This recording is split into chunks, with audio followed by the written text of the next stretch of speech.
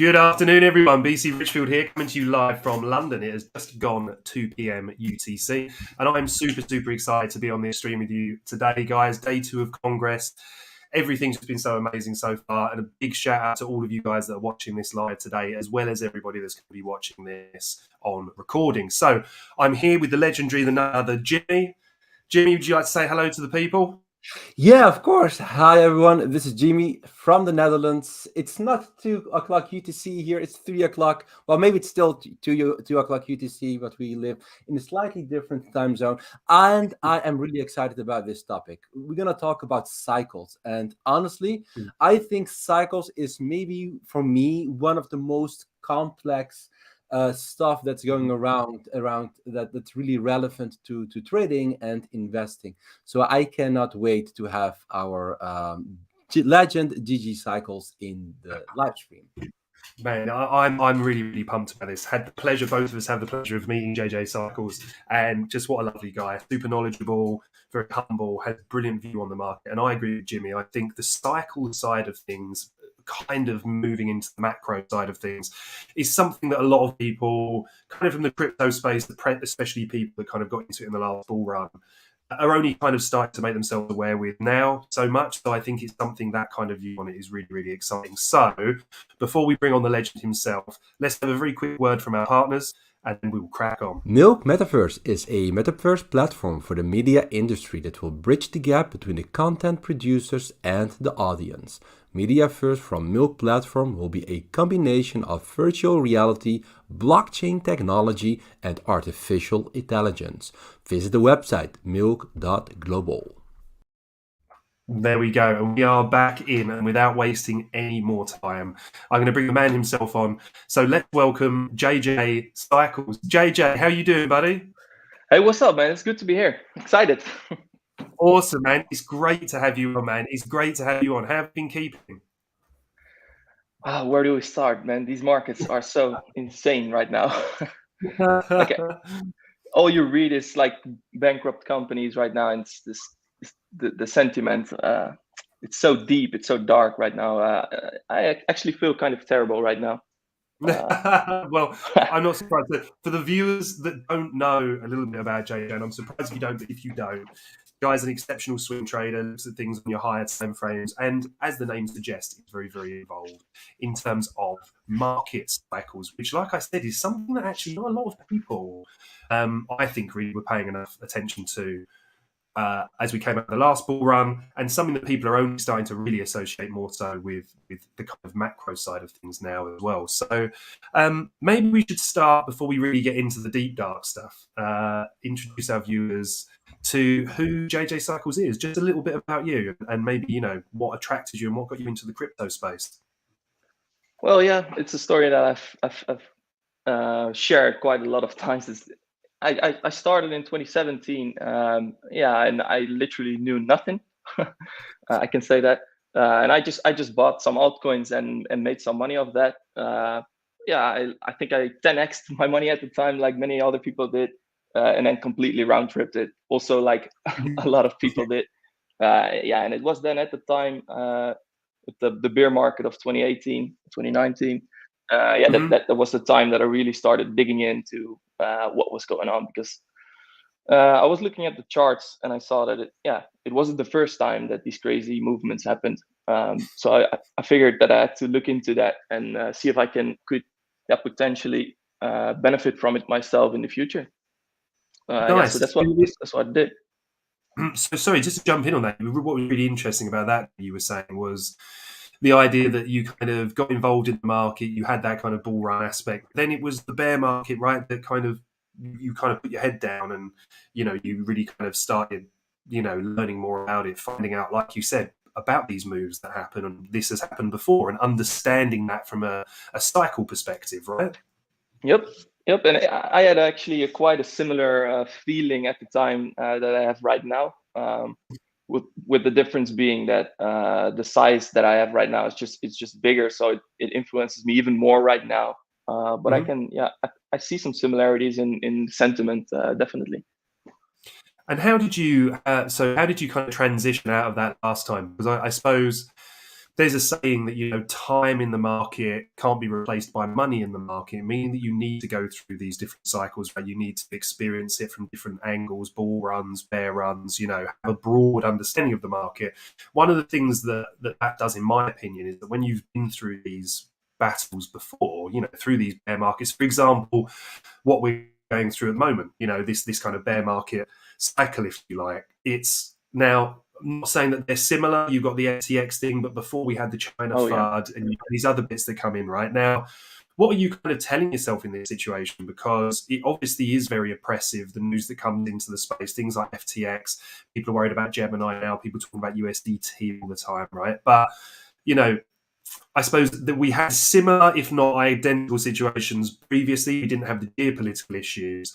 But what are you kind of telling yourself at the moment then? Because you've been through this, right? You saw that transition out of the doom and gloom, back into the light, back into the kind of optimism of the bull run. What are you looking for now? Because like you said, it's dark at the moment, but where are you seeing the light at the end of the tunnel? That's a good question. Well, the first to say about it is that once it becomes really tough to continue to get engaged with this market, I think that these are the times that you really have to pressure yourself to definitely not quit, because these are the times that the potential is just the highest, right? Like historically, that's been true, and I think that's all we got looking at the future. For me myself, I'm more of a, like you mentioned, more of a longer term swing trader. And when the time comes, I try to get involved with more of the spot altcoin trading as well. And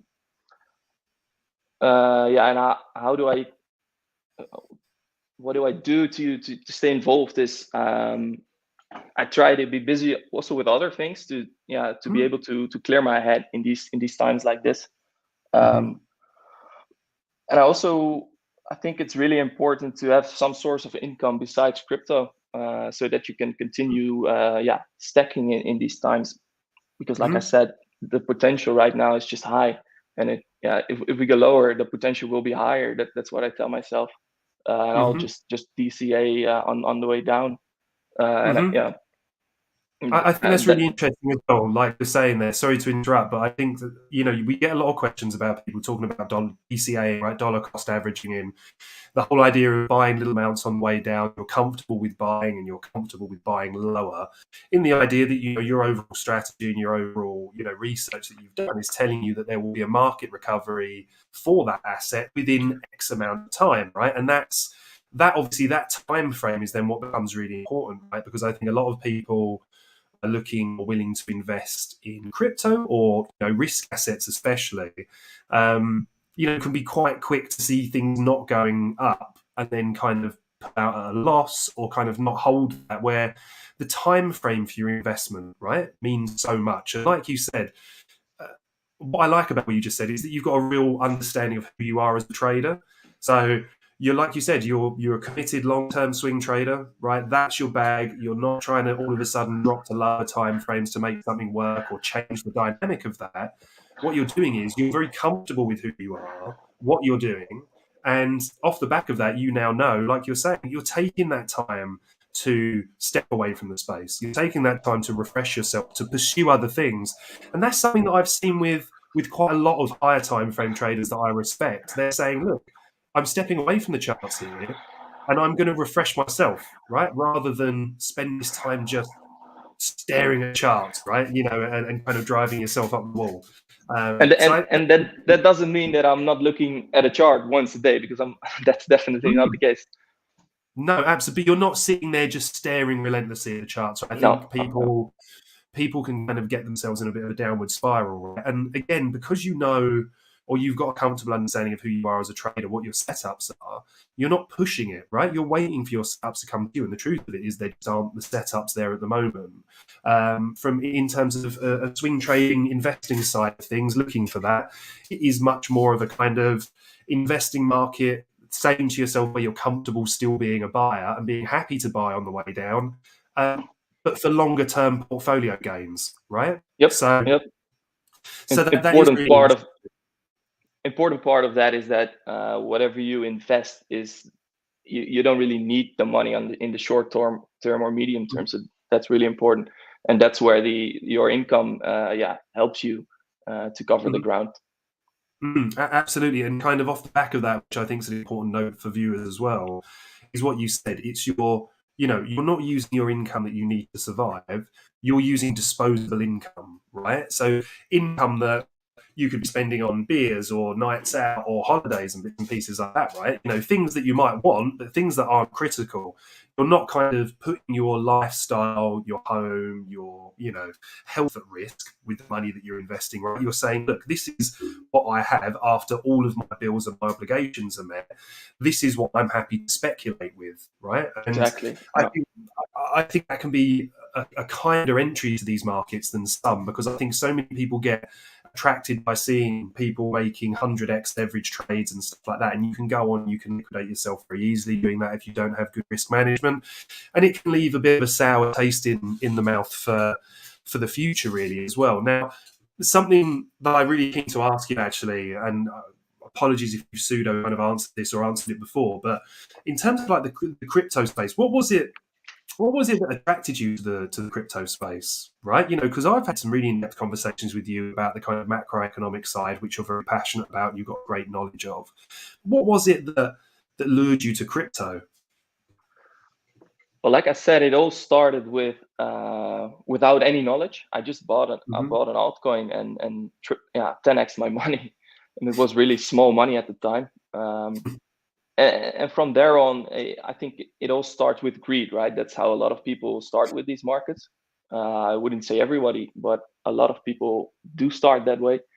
And then as I progressed in the cycle, I started to see all sorts of things about macro, about central banks, and that's where really I started to wonder what was behind all these cycles and why these cycles existed, and what things we have to look at in order to have a better understanding of these cycles. And as a person, I'm really more of a beta person, right? So I want to take a subject, strip of the subject apart from A to Z and try to understand it as best as I can before I go to the next subject. So that's what I've been trying the last couple of years, and even after these years, I still often wonder what I'm doing. So it's really so complicated topic, especially now with the macro stuff getting more important. You can easily lose yourself in all the details. Yeah, definitely. I remember having a really good conversation with you about it in Paris, actually, and I think something that people see sometimes in, whether you want to call people influencers, but in the positive sense, your traders, investors, people are looking to on social media, YouTube, bits and pieces like that, is that people, when they're talking with such confidence, because they really do have a lot of knowledge on their craft and what they do, they come across quite clear, very decisive in what they're saying, can sometimes hide the fact that this isn't a very, very complex industry and that it doesn't have a lot of other factors that play into it, right? So it's one thing being confident about, from my perspective, speaking personally as a trader, I'm confident in my bias on the market, and then I'm confident in my strategy and my triggers, right? Because you have to be in that. Once you've tested that strategy, you've tested it over enough time, you need to be able to make those calls consistently, right? Otherwise, you're just not going to be able to make it as a consistent trader. You have to be able to accept the losses. And that all comes with part of that, the nature of being that way. And I think something you said really resonated with me, actually. I think it was very honest of you as well when talking about crypto, was that kind of greed side of it that lured you into it. But off the back of that, you're a studious guy, like you said, you love taking things apart and working out the sum of all the parts combined and what it makes up to as a whole. And in that nature, you're going to dive quite deep into the rabbit warren, right? There's a little Alice in Wonderland connection there for anybody that doesn't get it. It's like the whole idea that the deeper you're diving into these things, the more complex, the more convoluted they can seem sometimes. But at the same time, that knowledge is really, really vital. It's really, really important to build that out. And, that hunger for knowledge is one thing. Then being able to execute your strategy and be a successful trader, be a consistent trader is another one. Something I speak to people quite a lot about is having two sides to every self. You have your trader self that is, doing what you do to earn your money every day, trading the charts, sticking to your strategy, executing your triggers. And then you have the researcher, the student side of yourself that still loves to learn, right? That loves to pick things apart. Me, for myself personally, I allocate times, weekends, evenings, stuff when I'm not trading. And I love learning about things. I love learning about traditional market techniques, diving more into FX and stuff like that, looking at macroeconomics, right? But then there's a little fine balance when you're trading for a living, right? That taking that information, decanting it, and then including it in what you do could be quite tricky. How do you find yourself kind of not too distracted, or do you have a very systematic mind in terms of when you're learning? Does that not kind of cloud sometimes the information that comes in, make you think about changing your approach to the markets? How do you manage that? Well, I'm not sure how to answer this question. Okay. So it's because I've made it really, I pitched it really terribly. So basically, I think what the question is that as a successful trader, which you are, and I've seen you trade, and I see the way your methodology, the way that you go about the market with your strategy, with your swing trading, then, as you learn more and more about market cycles, macroeconomics and stuff, I wonder how that then influences your strategy. Right? So how you're then factoring that into how you trade. So, for example, the amount of learning and work that you're putting in at the moment, how you see that, how is that playing in? Do you find that you're thinking about your strategy and thinking like, actually, I need to kind of incorporate more of this in my strategy, especially from sort of a macroeconomic perspective? Because you're someone that loves to learn, right? And you love to pull things apart and you love to get into the minutiae of that. And I find sometimes that can, it's very good to have that broad knowledge, but sometimes it can be distracting. So I wondered what your opinion was on that.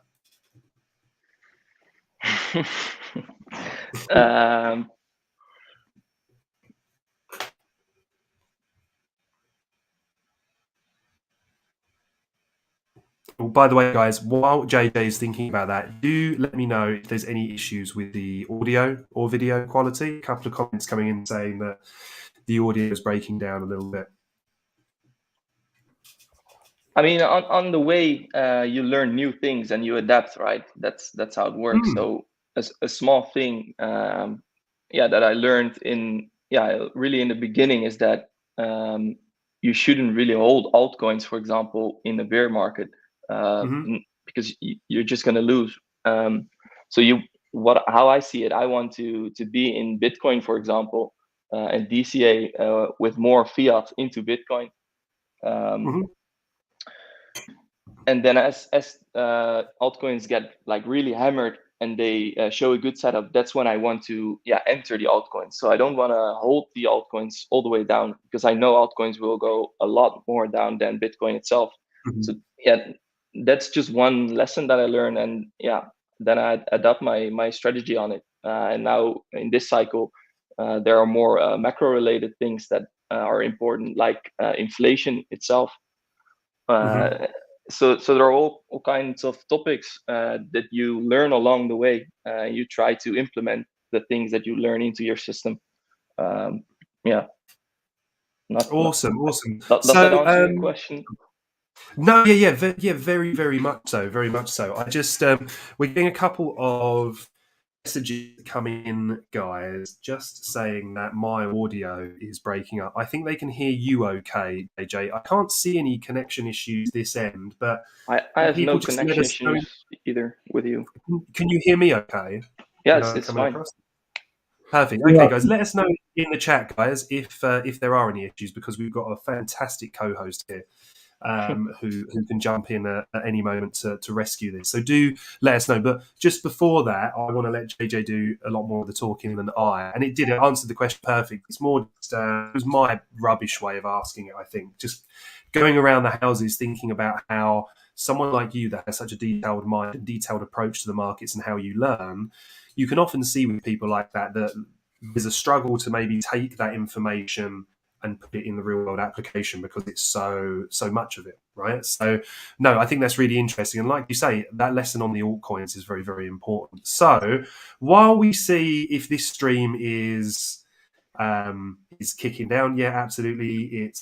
We are getting a lot of comments now saying that the connection is having a delay. So there's 2 fibre optic lines running into this in central London, which is pretty mad, really.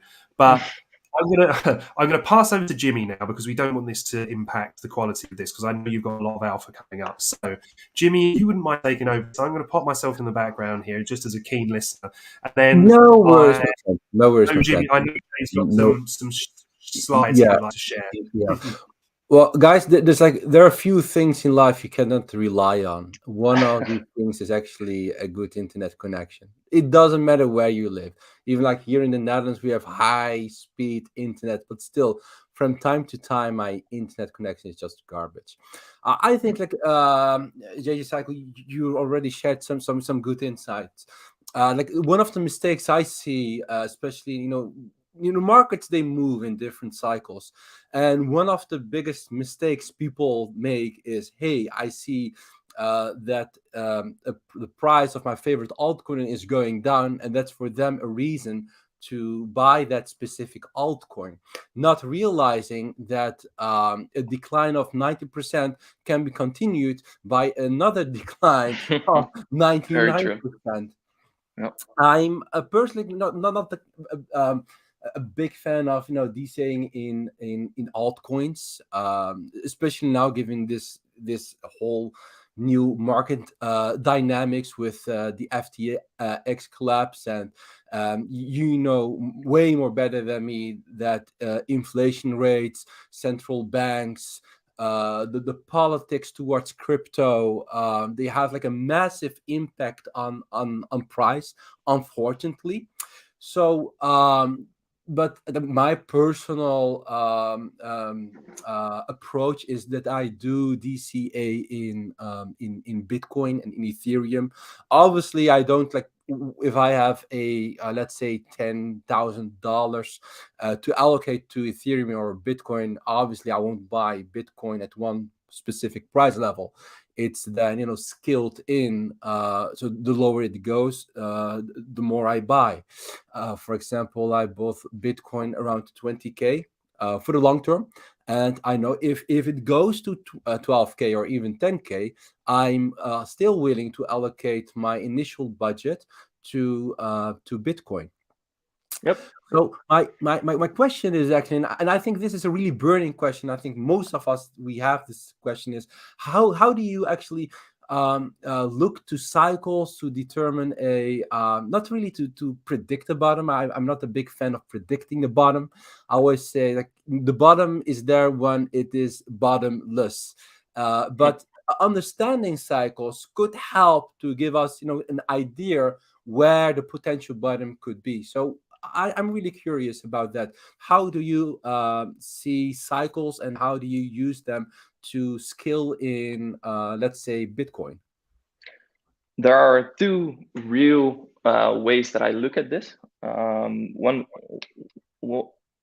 view that I have is more focused on the halvings. Obviously, I'm pretty sure everybody is aware of the halvings. And the second view perspective that I use is more the macro related stuff. And I've made a couple of slides on this topic, so perhaps we can share these slides. Yeah, sure. So, ladies and gentlemen, JJ Cycle, he has prepared some sheets, some slides in his spare time. So, I would say give him a massive like. Give this live stream a big like. Leave a comment as well if you appreciate this live stream or not. I mean, we're always open to feedback both ways. We don't care. I will share the slides, but there's one thing I want to say, guys, is we're going to do a giveaway. In every live stream, we're going to do a giveaway because we believe in giving away things. Because if you give away things, it will come back. Maybe in 10-fold or 20-fold, it will come back. So if you're sharp, you see a secret code. And in the description, there is a link to I think the website is Gleam IO. Go to the link, enter your details, and you might win some real nice things. Now let's move on to the slides. I will make them visible right now. Right. So what we can see right here is the zoomed out picture of Bitcoin. So the bigger picture of Bitcoin. And what I've marked on this chart are the bottoms of the individual cycles. You can already sort of see that the time between the cycles is somewhat increasing, but it's also sort of similar, right? So there's an uptrend and there's a downtrend within these cycles, within the time, and that the time is comparable in each cycle. And when you go to the next slide. Yep. Let me go to the next slide. I have The question for me to understand is the vertical lines. Are they like determined by time, or these are literally the bottoms of the bear markets, so the lowest points.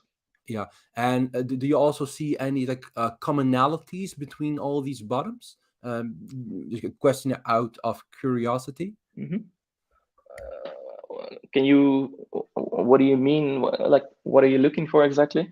Or if there is any like commonality when you look to the bottoms, as in maybe like they share equal amount of time between each let's say throw or peak, or you can already see that in the first cycle it was really an immature asset class.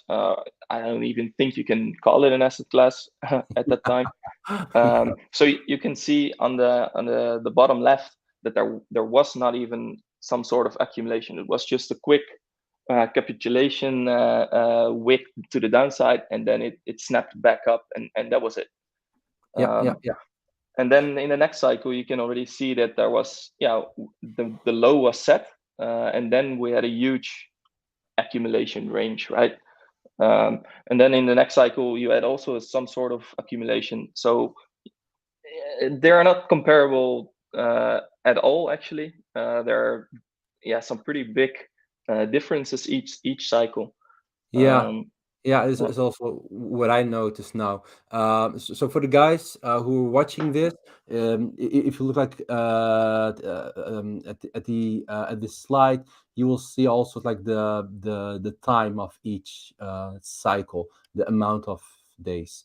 I will move on to the next slide, JJ cycle. Is that fine? Yeah, that's good. Yeah. Okay. So what I added in this slide are the halving dates. So you can see how these are, on the left side of each cycle. So after you get the bottom, you get some initial run up leading towards the halving, and that's been the case for every cycle. So you have a bottom formation, either a capitulation wick or an accumulation range, and then this sort of slow uptrend until the halving. That's a reoccurring thing, definitely. I do see something similar as a possibility in this cycle, whether that's already now or whether that's coming, whether that's ahead of us. I'm not sure, honestly, but I do see that initial run up leading to the halving. I just think that's an interesting and important thing to notice, that it doesn't really mean that the bull run has like fully started, but I think what we can conclude is that it's a nice it's a great opportunity to make some early gains to have a better positioning when the real parabolic move starts later on in the cycle. Yeah. So do you think that, or based on this chart, that price moves prior to the halving or after the halving? I know we haven't. Leading up to the halving, we have now 3 times seen a move to the upside, and then at the halving date itself, price is either a bit slow or it corrects again because of the move up that we had. Yeah, that's super interesting. We also have a question from our friend Double R. He's asking, thank you for your time. Oh wait, sorry. Hey, it's disappearing. Do you consider any of the WD Gans cyclical principles or theories in your market analysis? I know from my CMT course that there are multiple ways to determine a cycle. So yeah, that's actually a really good question. Do you apply some theories, some methodologies in the way how you look to cycles, JJ? I haven't really learned any textbook methodologies. No, I've just learned it on the go. And one of the mistakes that I made in the last cycle was that I was expecting a blow off top because we had seen these blow off tops in the previous cycles. And that was one of the mistakes that I made because, yeah, clearly we didn't get a blow off top. Yeah, it was rather a more of a distribution zone for a longer period of time. yeah, that you're not the only one. A lot of people, like a lot of market leaders, they expected to blow off top. And So to come back to the question, I'm not really using any textbook methodology. Yeah, yeah, fair enough. Thank you very much for explaining that.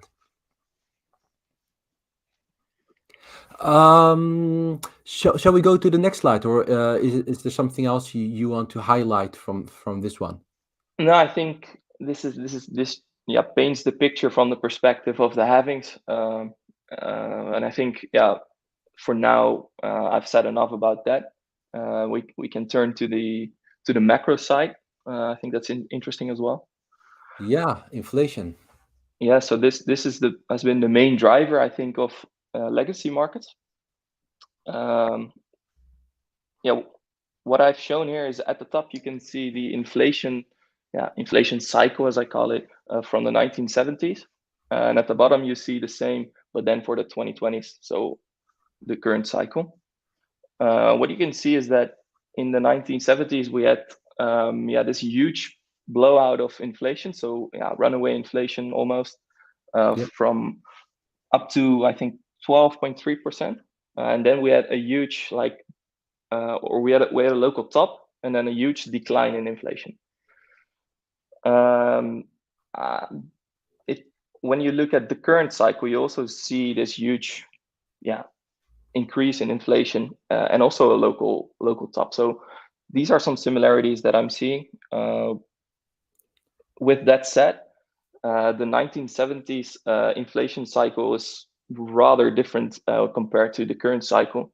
And the main difference being that the debt to GDP, the debt to GDP of the US was like 40% in the 1970s, and currently the debt to GDP ratio is, I think, 130%.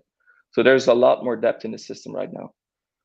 And the consequence of that being that the rates cannot really be increased to really kill inflation.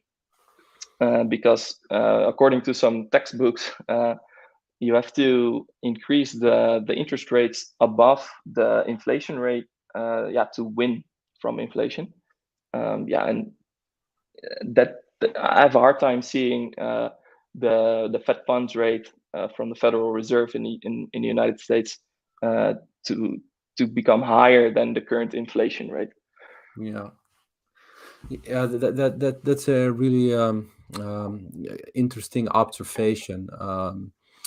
Today I was reading an article about the ECB, the European Central Bank, and that they're going to continue with raising the interest rates, but probably going to slow down, maybe with instead of 75 basic points to 50 basic points, just so countries don't enter into a recession.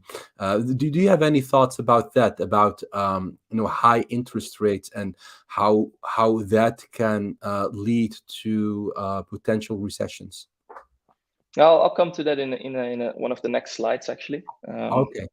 So the main thing about this chart is that the Fed, they are calling for inflation to come back down to 2% because that's their target, right? Yes. And I don't really believe that's going to happen.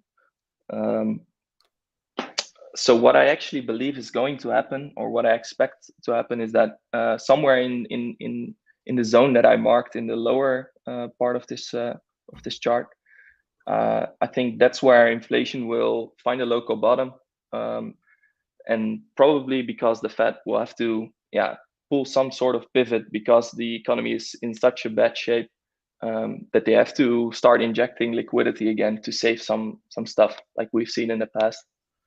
Yeah. Yes. Yeah. How do you think that risk-on assets will respond on that if it comes that far?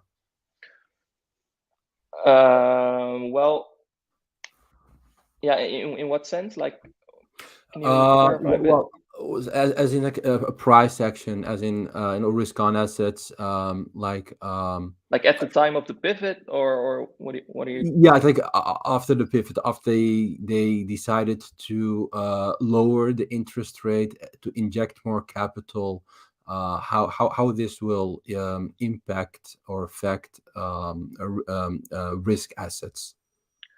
I think there are two scenarios. Two scenarios that I look at, because the Fed, they know that they cannot raise rates above inflation rate, so they will, try to increase the rate and see at what point legacy markets really start to see some stress, some real stress, some possibility of really breaking the markets, and at that time they will most likely stop hiking. They will have a pause. So that's one possibility, and they will try to keep the rates at that level for a longer period of time. So that's one scenario that I'm looking at, and then the other scenario is that they are just going to keep increasing the rates until something really breaks. I think that's more of the general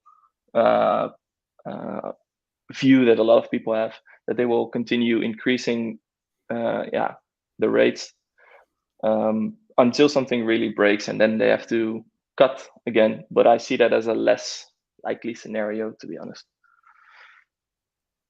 Yeah, that's a really interesting take. Time will learn how this will evolve eventually.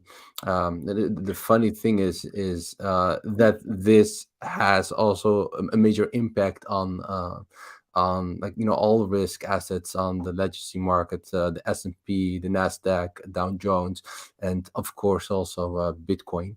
Yeah, so I can I sorry to interrupt you. Yeah, of course. What I see like a pivot is either when stuff really starts to break and they have to cut rates again. That's clearly a pivot. But what I also some sort of way see as a pivot is a pause in hiking. So when they decide that the rate is high enough, the Fed funds rate, and to keep it at that level for a longer period of time, I think that's also in a way a pivot. And in either of these scenarios, I think you really want to be positioned in risk-on assets.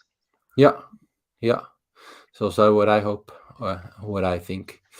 Yeah, that's very true. Cycle. Is there something else you want to mention about this slide, or shall I just move on to the next No, I one? think we can move on now. Yeah. So this is the path of rate hiking that the Fed has followed. I think it's really important to take a step back and see what they have done. So we started with Fed funds rate at 0%, and then in January of 2020 they increased it with 25 basis points, and then yet again they did another hike of 25 basis points, and then we're already at 0.5%. And at that time inflation was still increasing massively, so they decided that they had to increase the pace of rate hiking.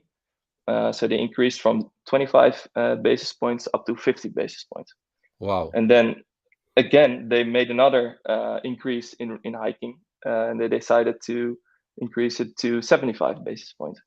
So now we go from 1% up to 1.75%, which is pretty incredible. Such a big step in such a short period of time. I think we've never seen that in all history. That the price of money is increased at such a fast pace. That was really a problem for a lot of markets. Yeah. Yeah. That's so true. I think like maybe some of our audience, they are maybe not very aware of about how interest rates affect the market. Could you briefly explain what it actually means when the interest rates goes from 0.25% to 4%? What's happening then with the market? How do market participants react on such a development? Well, it means that you can now, instead of getting 0% or 25%, 0.25%, so 25 basis points, instead of these low numbers of interest rates, you can now actually earn up to 4% when you park your money at the Fed. So that's more for banks. Yeah. So these banks now can earn money in a relatively low risk. Some people call it no risk at all, but I'm not sure if I agree with that statement. They can earn up to 4% by parking their cash at the Federal Reserve. Yeah. So that's what it means. So that means that why would they enter markets that have a real big risk and then maybe they go up? Why would they do that if they can get a risk-free, like I said, I'm not sure if it's risk-free, but risk-free with parking their cash at the bank. So that's how I look at it. Yeah, that's well explained. I mean, the funny thing is, I was raised by my parents. They always told me, "Hey, listen up, little son. You should save money, save money, save money, save money."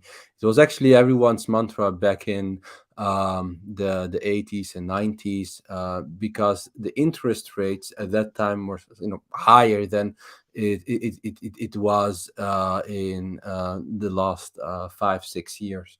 Yep. So if people just like save money and getting interest on their money, then so why then trying to invest that money in stocks and in other risk on assets? So yeah, so it has a major liquidity. It causes like a major liquidity issue. Very interesting development, man. So, and what's also interesting about this chart is that we ended up with a pace of 75 basis points for the last 4 meetings. So that's the pace right now. And when you go to the next slide, yes, you can see this is an infographic from the CME, which is a important exchange for legacy markets. And they show the expectation of the market for the next FOMC, so the next rate hike. And you can see that 71% of the market that believes in a interest rate hike that brings the current rate from 3.75 up to 4.25. So that's a rate hike of 50 BPS. So that means that 71% of the market is now calling for a slowdown in the pace of hiking. So in some way you can now say that peak hawkishness, so the fastest pace of hiking is now behind us if this plays out.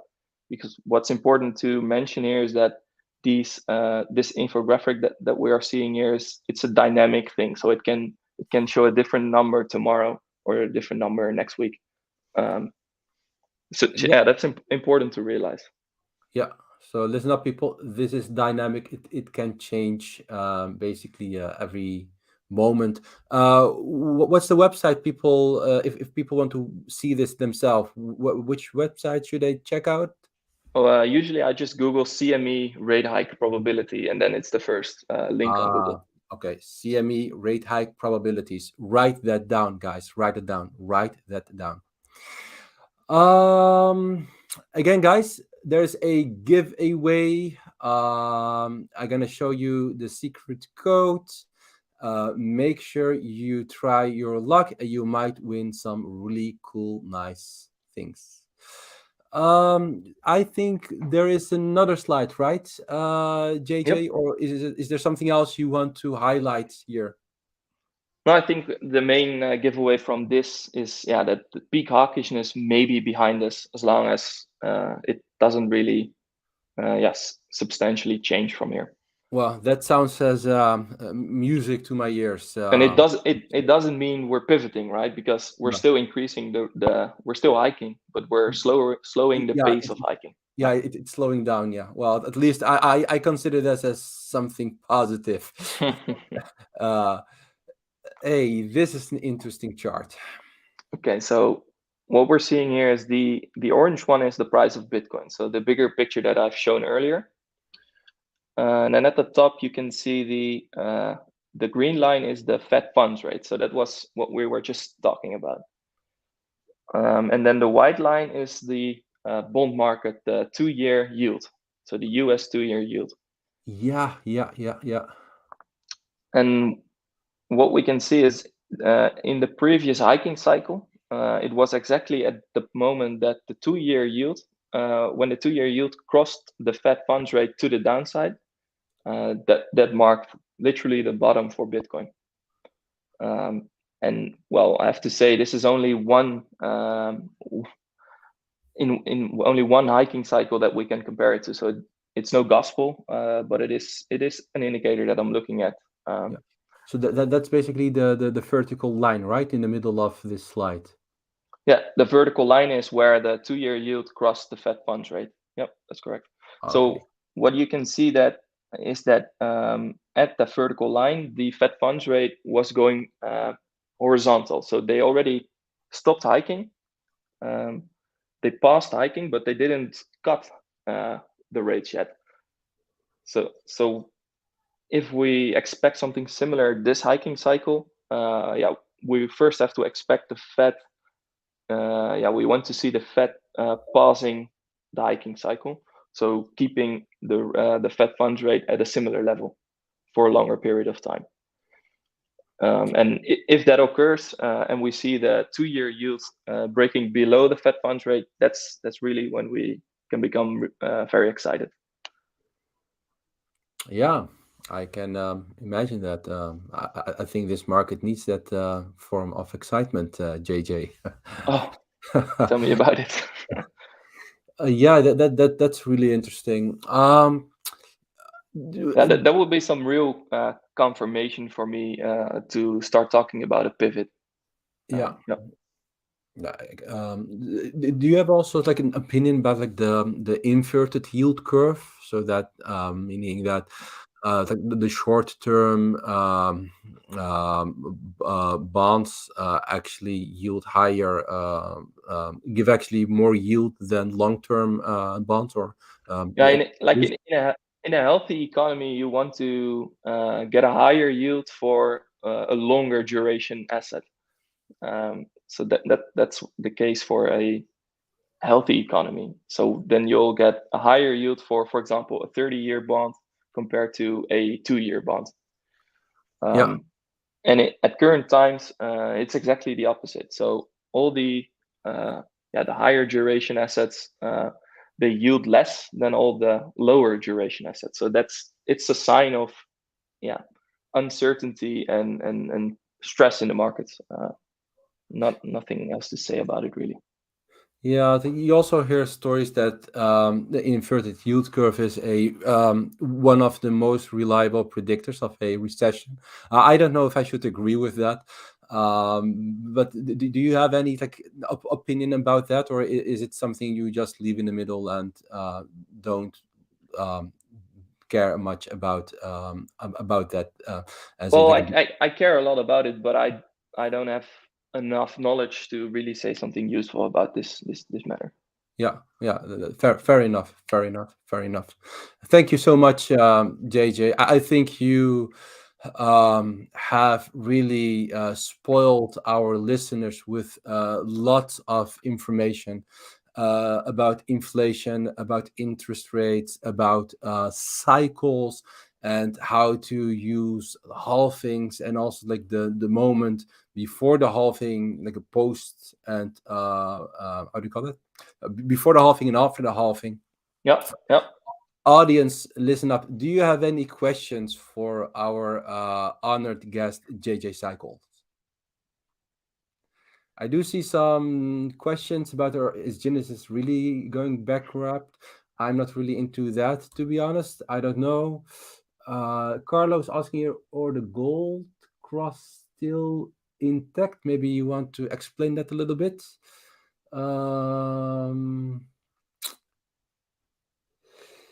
Yeah, Double R is asking a question. Double R, about a book about market cycles. Look, there are some theories and methodologies you can use.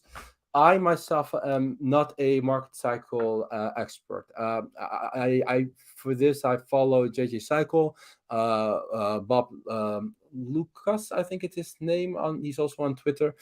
Sorry if I pronounce his name wrongly. And if you're really interested in cycles, I would suggest to.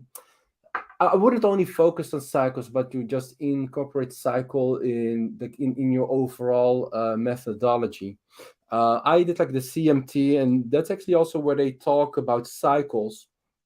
And maybe later in a tweet, I can sum up some books about cycles and cycle theories. If that is what you want, I can just.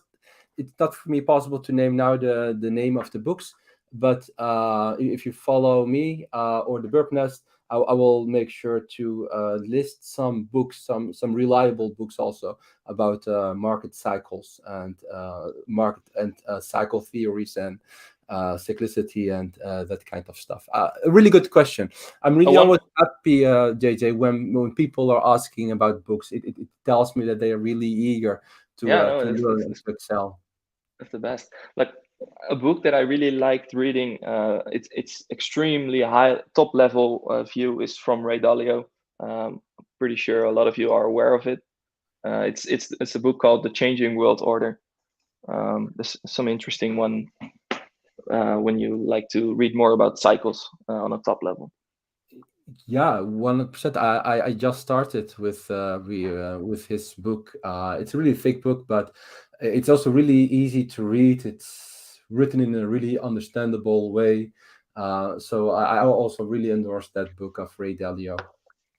And another book which is really important in my opinion is the book called When Money Dies. When Money Dies. Yes. Okay, I just wrote this down here in the chat so I don't forget, and to encourage people to look for that book. Yeah, that's really interesting. Thank you also for the book recommendations, guys. Ladies and gentlemen, do we have any other questions? Something to say? Maybe a big thank you for JJ Cycles.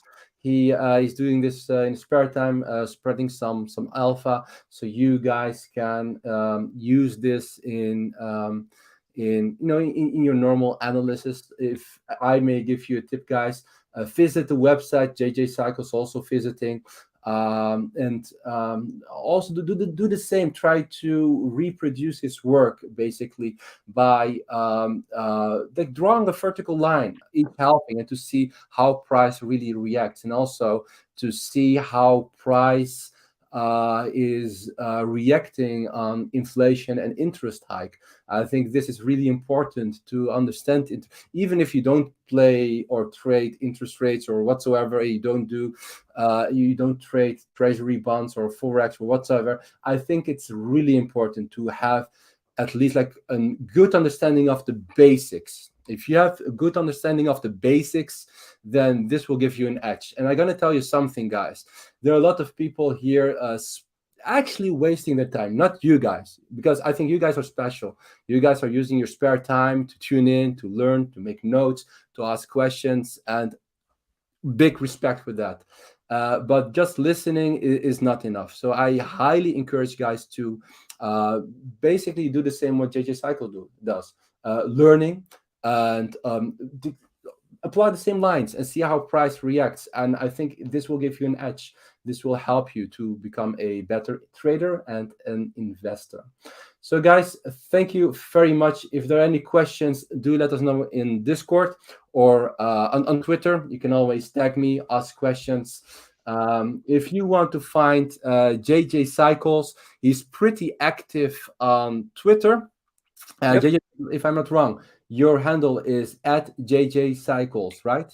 As easy as that. It's as easy as that. I wish more things were easy as that. Yeah. So thank you very much, JJ. Thank you very much, audience. Hit the like button and talk soon. Yeah, thanks for organizing it, man. Happy to be here. Likewise. Thank you very much.